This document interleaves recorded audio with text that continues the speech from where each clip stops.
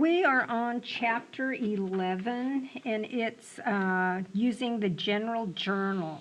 So what we have now is we've gone through the purchases journal, sales journal, cash receipts, and cash payments journal.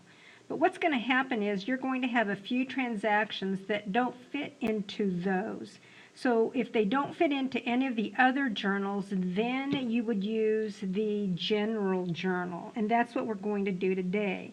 So the packet I gave you should have a general journal, and then of course here are your transactions. So I'm going to go ahead, tear apart your general journal. So today we'll be working with the general journal and then the cash payments journal. So let's separate those. And so that we know what our accounts are, here's your general journal. So what I'm going to do is, just so that we're reminded, this is the general ledger, not general journal, general ledger. So that's a general ledger. If you'll notice, I also have an accounts receivable ledger. So when would we use this? So as a refresher, I have customers. Anytime they buy something on account, that means they charged it, they will pay for it later, then we will be using the accounts receivable ledger. So all three of these people are our customers. These are the only customers we allow to charge. Now, numbering. Remember, since it's an accounts receivable, all accounts receivable start with the number 1. So it's 130, 140, 150. And you can already see that Lake Automotive owes us $600, and so far Skinner doesn't owe us anything. Let's turn the page. And now we have Estes Supply. And Estes Supply is an accounts payable ledger. These represent the companies that you charge to, you, the corporation, okay? And so you have two people that you charge to, Estes Supply and Mobley Tools. An accounts payable is a liability. These are people that we owe money to. These are our bills, or a couple of our bills. Liabilities always begin with the number 2. So Estes Supply is number 210, 220. And then, of course, they carry a credit balance because accounts payable carries a credit balance. Accounts receivable carries a debit balance because there are accounts receivable, okay? So now, when you're getting confused, then, who are your customers? Look to see the names. Who are the people that you, the company, charge to? And then you'll kind of get an idea about who you're doing business with. So let's go ahead and we're going to start on our first transaction, all right? So let's grab our general journal because we're going to probably get to that one first. And let's just say that it's page 2.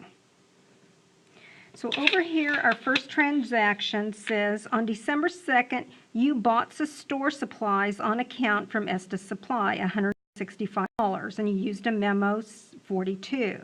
Now, you're the company that bought store supplies, so that has nothing to do with the sales journal because that's just sales on account, sales that customers made. Doesn't have anything to do with the purchases journal because this is not merchandise that you're putting in your store to sell. You're not writing a check, you're not getting any money. It doesn't fit in any of those 4 journals, so we're using the general journal. So it's December the 2nd, and it says bought store supplies on account.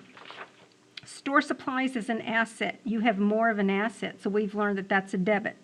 So we'll put store supplies. Now, how did I know that it was store supplies and not office supplies? Because I looked at my general ledger and I saw that I had supply store. I don't have a supplies office, so that's how I know it's supply store. And I wrote it backwards here, so let me change this. So here's supplies store. The document number is M42. And we're going to debit $165. Now, I need a credit. We just bought something on account because that's what it said, and we just learned on account means liability. So our credit will be to accounts payable. So we'll indent in and we'll write accounts payable here. I'm going to abbreviate. And when you're done, you need to put a diagonal. That's the new thing. Who's the company that we are purchasing on account from, buying on account? Estes Supply. So we're going to put Estes Supply right here. Immediately, since I have a diagonal here, I must also put a diagonal in the post reference. And we'll explain that later. So the credit will be to $165. On December the 8th, returned merchandise to Mobley Tools, $43.90, covering purchase invoice $528. So what happened was, over here on Mobley Tools, you can see that somewhere along the line you bought and charged $4,180 worth of stuff. Accounts payable, liability, this is you. Now it says that you're returning $43.90 of it. So, doesn't this make sense? According to this, you have a credit balance of $4,180. You're returning some of it, so this is going to be smaller, right? You'll owe less. So, the transaction's going to be on the 8th, it's going to be a debit to accounts payable, right? Because you're reducing this. You got a credit, you need to reduce it, it's a debit. So we will debit accounts payable, and then we'll put our diagonal again, Mobley Tools. And once again, we're putting this diagonal right here, and it was for $43.90. We have a credit, which means now you're going to learn a new account. We're returning some of the merchandise that we bought from Mobley Tools. So that's going to go under a purchase returns and allowances. We learned that purchases is one of our accounts from last chapter, and it always carried a debit balance. So purchases, returns, and allowance will carry the opposite balance. So we're going to credit purchases, returns, and allowances. I'm going to just abbreviate that. And up here, let's just make ourselves a note. Purchases, returns, and allowances equals a credit balance. That's the abbreviation for credit. And it will be for $43.90. Now, some of you are starting to turn things around, so I want to make sure that you realize the accounts payable, the main account, general ledger account, always goes first, and the subsidiary account goes second. On the 15th, we declared a quarterly dividend, $3,750. Date of payment is January 15th. Now, right here, you're just declaring it, okay? You're not paying it out yet because it's only the 15th of December. So, it'll have to be on this general journal. So, on the 15th, we're going to have another new account, and it's called dividends. Dividends always carries a debit balance because it's a temporary account. So up here, here's your other note. Dividends equal debit balance. Okay, that's the normal balance side.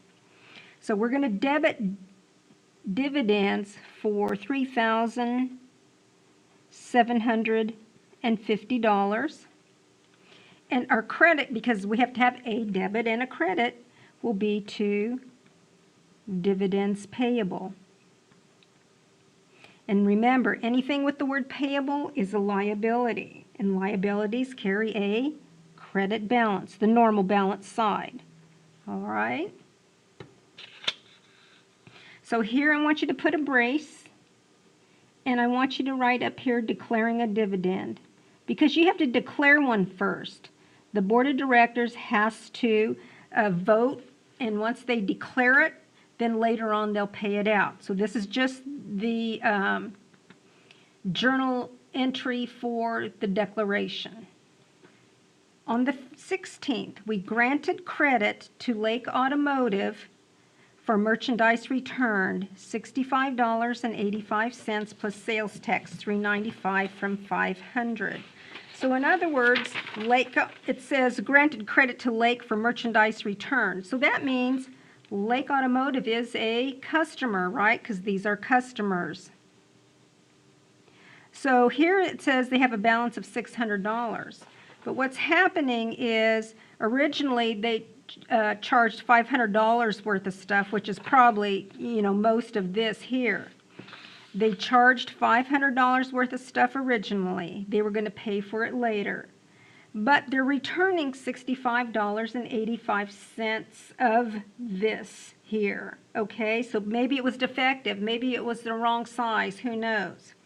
So when someone is returning something to you and you're going to give them their money back, you also have to give the amount of the sales tax that you took for this amount of money as well. So that's why they're saying that you are going to owe them a total of $69.80 back. So here's what we're going to do. On the 16th then, we're granting credit to Lake Automotive for merchandise returned.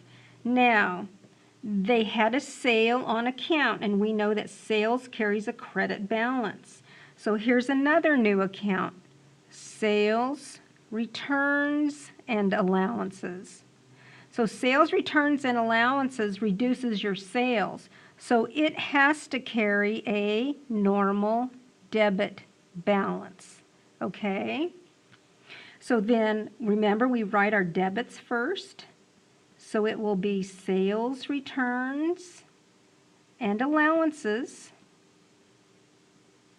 And according to this, the amount of merchandise returned was $65.85.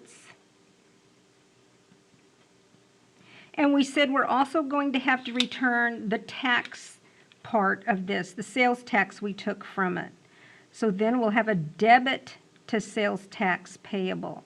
And some people said, well, I thought sales tax payable was normal balance. Well, sure, you had it credited to sales tax. Now you're going to have to take some of it off your book, so that's why it's a debit. It's the opposite, because we have to return it to them. So then sales tax was for $395. Now we're going to have to add these two up, which they already did right there. So we're going to credit accounts receivable, right? Because this is our customers. Accounts receivable. And now we're going to put the slash Lake Automotive. And then immediately we're going to put the slash right here. Okay? So then we're going to credit for the $69.80. Hopefully that's 80 cents. Yes. Now, I've been noticing I've been forgetting my document number, so it's credit memo number 14. So up here should be CM 14. On the 15th, my memo should have been just a memo 43, so we'll put M 43. On the 8th, it was a debit memo 38, so we're going to put DM 38. Okay, I kind of messed those up. All right, on the 26th, we found that a sale on account to Skinner College was incorrectly charged to the account of Wells Apartments, $334. This is a correcting entry, so we'll put the 26th here. Which means these are customers, right? Because we could look at our accounts and know they're customers. So found that a sale to Skinner was incorrectly charged to Wells. So in other words, Skinner bought something from us and we never put it on their account. So they owe us money that we don't have. And we already know that customers are accounts receivable. So we'll have to debit Skinner here. So it's a debit to Skinner College. We need to get them off the books, Wells. So it will be a credit to Wells Apartments. And then that's going to be memo 44, M44. And that will be for $334. $334, and my credit will be to $334, okay? Now we're on our last one, January 15th, so we're about a month later from when we declared it. Paid cash for quarterly dividend declared December the 15th, $3,750. And it says you're writing a check. Well, if we're writing a check, we cannot use this journal. So that means we're going to get the cash payments journal out, right? Because if we write a check, remember, you always have an amount that's written right here. So it will be January the 15th. And we're paying it off. So what's going to go in the account title column will be dividends payable. So we'll put dividends payable here.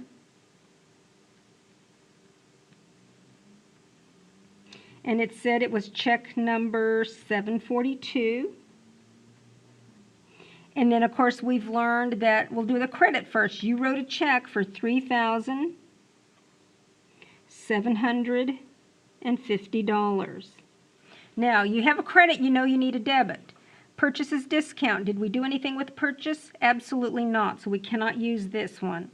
Does it have anything to do with an accounts payable, meaning a specific company we owed any money to? No. Or we'd have Mobley Tools or Estes Supply there. So it has to be our debit. So our general debit will be $3,750. And then let's just say this is page 8, okay?